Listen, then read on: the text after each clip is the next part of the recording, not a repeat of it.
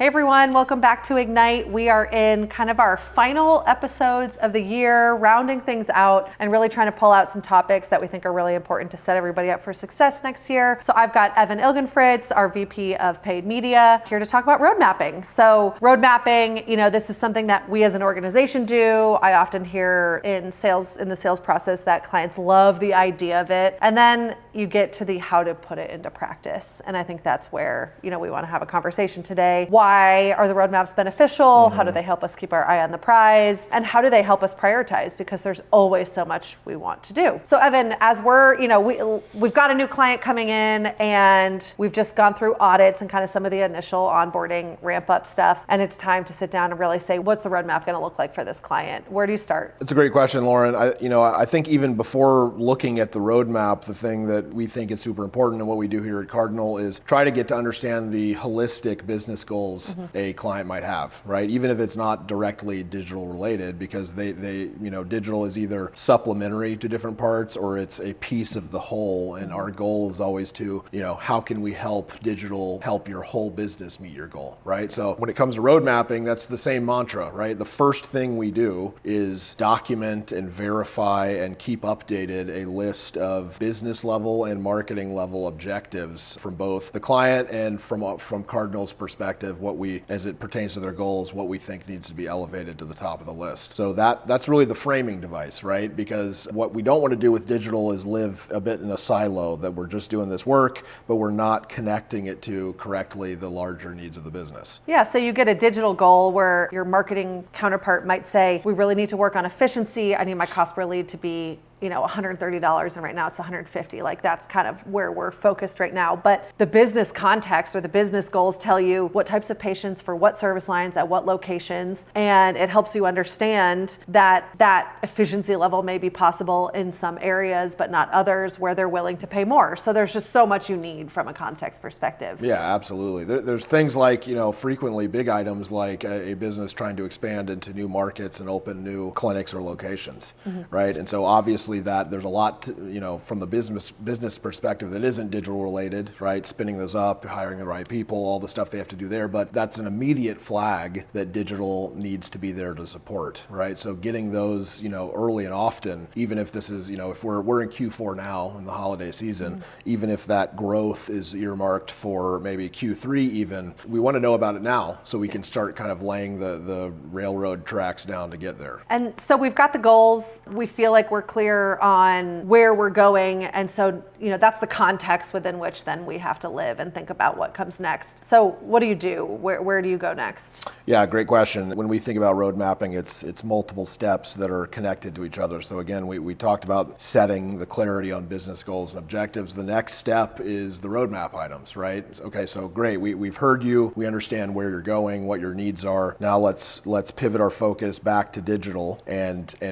work through and prioritize the highest impact items in the right order of the work we do as related to your business and marketing goals, right? It's a symbiotic relationship. We don't really often want to put projects or initiatives on our roadmap, on our planning that are not connected directly to the goals that we've outlined, right?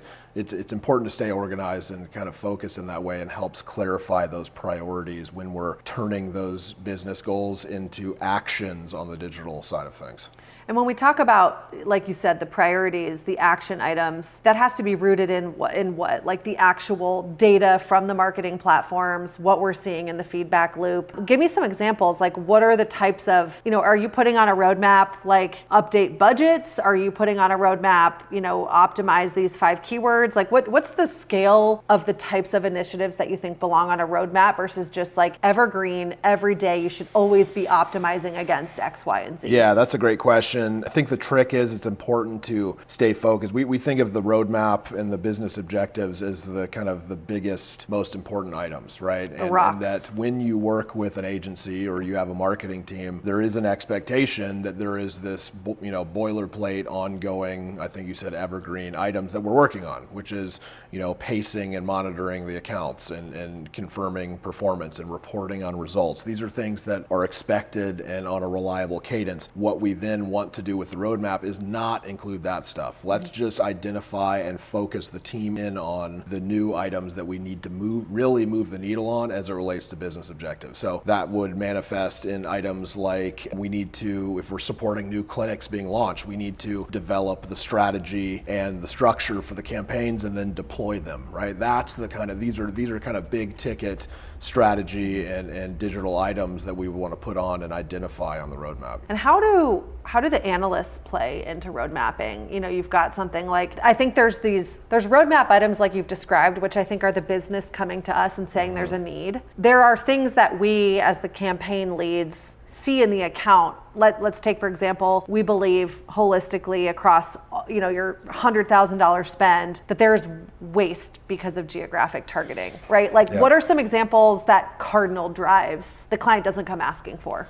Yeah, that's a great example. And that's why, you know, when we think about the business and marketing objectives, that it is this relationship. It's both a representation of what the business, the client needs, right, for their their goals, but also what the marketing people are seeing and are elevating to major needs. So that's a great question with geography. In fact, just today was, you know, reviewing a client and noticing that we had, you know, targeting statewide, or the client that was operating on statewide targeting when they had a business that that captures local recurring people coming in locally, and more local radius targeting would be more appropriate. That's a huge shift, right? Because now instead we're moving, you know, we're dialing the performance in to really focus on what will actually drive patients and eliminating waste on areas where, you know, maybe it's in the same state as where your clinics are, but if they're not ever really going to come into the office, then that's an item that we need to assess. So that is, you know, from your question,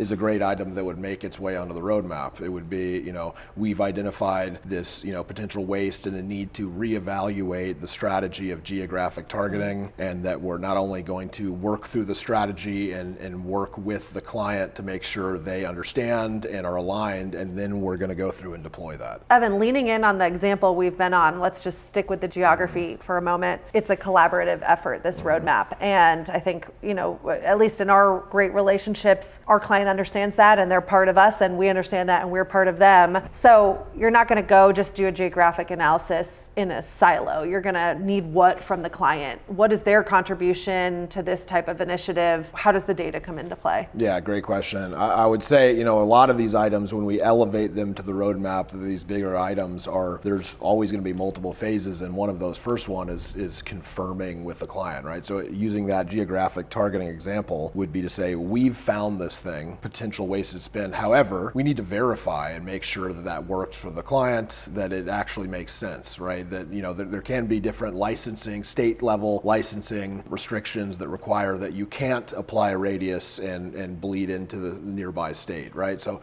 we have to understand, you know, does this work? Does it meet their actual needs? That's always the first step. And then we can go about kind of really writing out the strategy and rolling out the updates. So we verified that this is in fact, like, the client doesn't have a reason for state level targeting. Right. We believe we're wasting spend. Oftentimes these types of big initiatives then come with some sort of data requests. Like, what might it look like in this case? Yeah, that's great. Sometimes, you know, that it's not as simple as just identifying potential wasted spend. We also need to make sure the client is aligned and understands and is able to look at the data to confirm that this works for them. So that here might mean that we use an analytics team or the data team to work with the client to pull, do they have patient data that shows where they have come from in relation to a certain clinic, right? Where do they live, level. their zip code, right? To help us better kind of confirm our hypothesis that say, hey, look, really, yeah, of course, there may be some people that travel further distances in to come get your service, right? But if that's 1% of your patient volume, right, and we can see that based on, you know, where the patients have come from in the past, then that reinforces our strategy and makes it more clear what we should do. Yeah, and then, you know, we've done all this work. We present a brief to the client that kind of says, this is what we believe the entire geographic targeting strategy for your account should look like. We didn't just do it on this one state. We did it holistically. We want to make the following adjustments. We've got your buy-in. We're going to roll this out, and then we're going to monitor it and make sure it is in fact the thing that drives performance forward. I think that's a critical piece of the road mapping, is kind of that feedback and validation loop. I mean, what does that look like, and how does that play in? Yeah, 100%, right? Once we've made it through the phase of identifying a potential opportunity and then, verifying through data that the client agrees with the strategy, now it's time to really roll up the sleeves and, as you mentioned, come up with a brief, really outline what the plan is, how it functions, what the expectations are and KPIs and all that. Then, of course, rolling it out. And then that last piece that you mentioned is crucial, right? This is not one of those things that we want to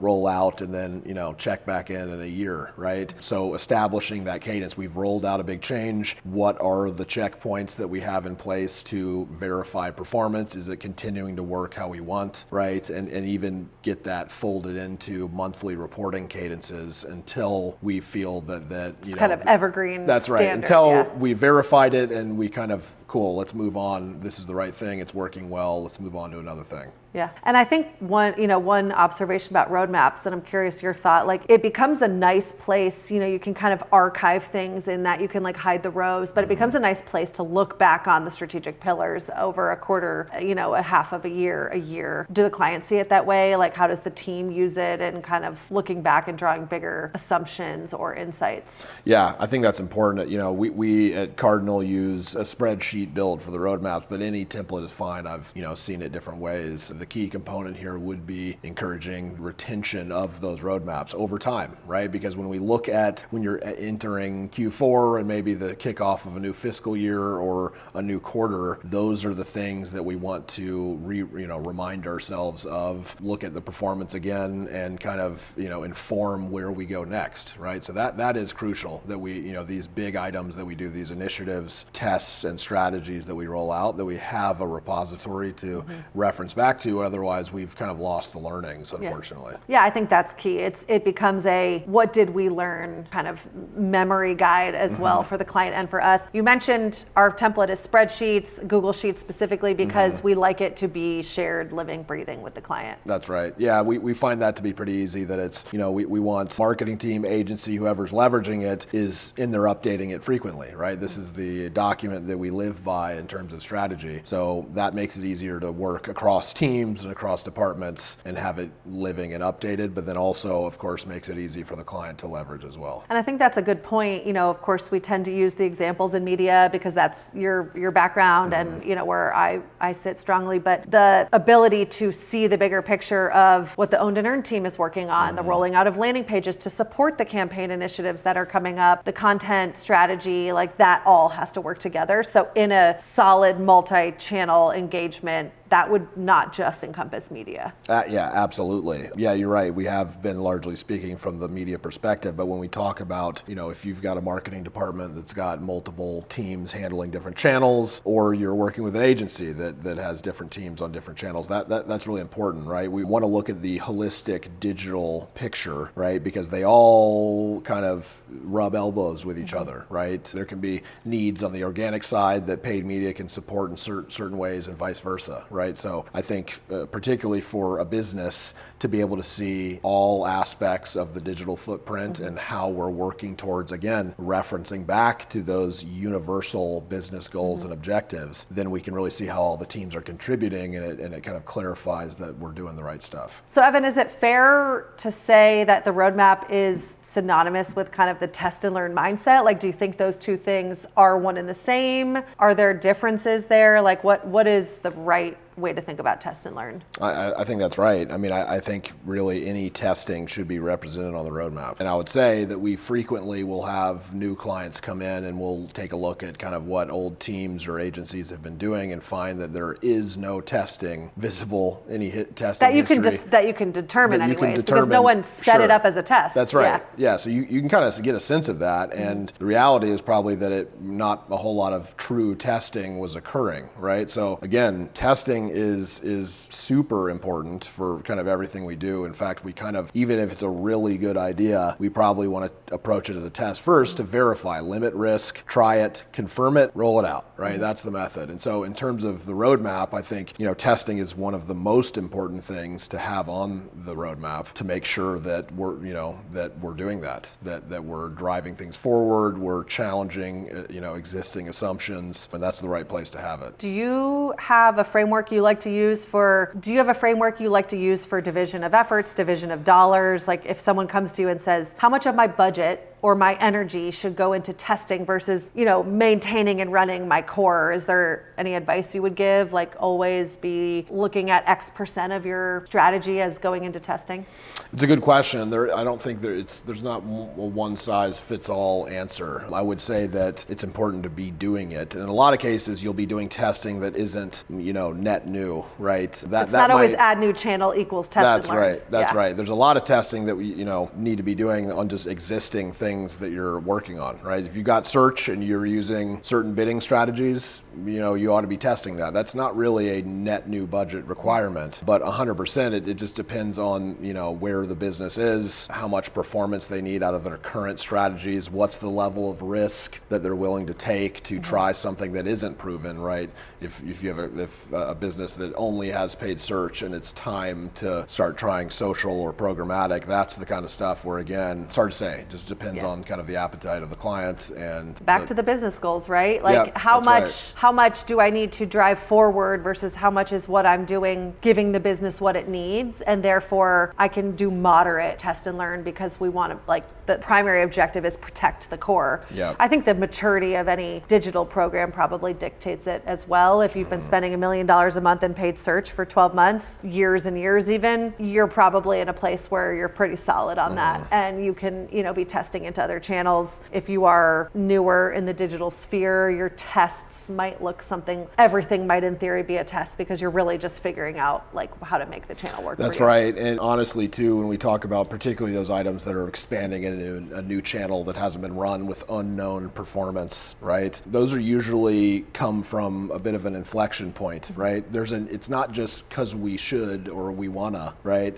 It's more so, okay, search is doing well, but we're starting to hit our heads on the ceiling in terms of how much we can expand. And then it's just about kind of, risk management. We really ought to do this if you want to keep growing. Here are the benefits, here are the risks. Let's settle on a test budget that works for you, and then we can consider expanding upon that if the results are good. So Evan, final thoughts. If you don't have a roadmap and you are listening to this, whether it's you yourself have a roadmap internally, if you don't have clarity on why you're doing what you're doing with your digital dollars, what they're trying to accomplish, how you're moving through it, how you're tracking it, what should you do? Where should you start? I mean, I would say it's absolutely essential, and it's just kind of everything's connected in a chain, right? Start with true global business objectives, then move into, okay, let's talk about objectives then in that context as it relates to digital. Great. Now let's talk about the work we have planned and what prioritization we have to address these needs we have, right? I think it's really tough to do if we're not thinking about it that way or documenting it or reviewing it as a group with the client and internally. I think you're at risk of not really moving the needle in that way if you're not approaching it like that. So get one set up. If you are listening and you're like, what template should I use? We can send you an Excel sheet on a good place to start. So reach out if that's, a pain point for you. But yeah, absolutely demand this of your agency, your partners. This is something that you should have with them. Evan, thanks for joining. I love roadmaps, so got a sweet spot in my heart. Thank you guys for listening, and we'll see you next time.